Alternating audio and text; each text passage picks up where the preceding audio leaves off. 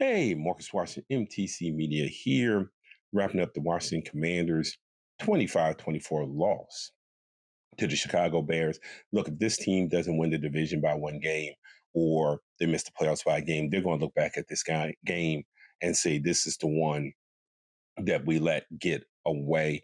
And our takeaways, of course, is going to start with the 3 turnovers, 2 fumbles, and an interception.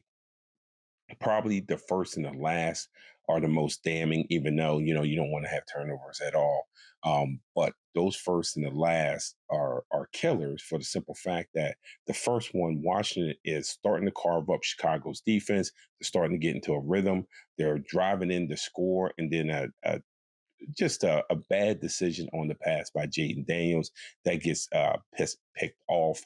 Essentially, the DB just read his eyes. He read his head and just stepped right up in there and got the interception. And, of course, the last one, you have the lead. You're trying to run out the clock. You're on the plus side of the field. And, yes, the ball is slick, but you botch a handoff. They get it to go down, and they get the game-winning field goal. So those turnovers really just gave this one away. And the Bears must be living right because they've gotten 2 wins where teams have just flat out given away games. The Raiders game where the Raiders gave it away and then have a field goal block at the buzzer.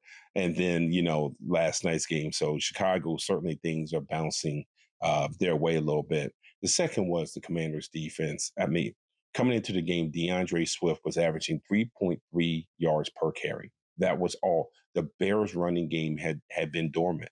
It was, some would say hibernating. But last night, DeAndre Swift, 14 carries, 108 yards, 7.7 yards per carry. As a team, the Bears would rush for 145 yards on the ground. And that was just an absolute killer for the Commanders defense. One, you have to be better against the run anyway, and that was one of the only ways that the Bears could beat you was by running the ball.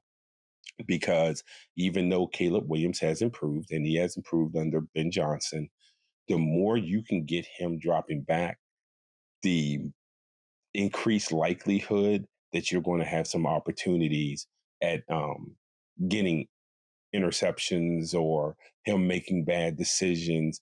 So you don't want the Bears to be able to run. And certainly they could run last night, probably their best rushing game of the season or one of the most effective rushing games they've had all year. And Washington's defense, it wasn't even so much of a missed tackle thing.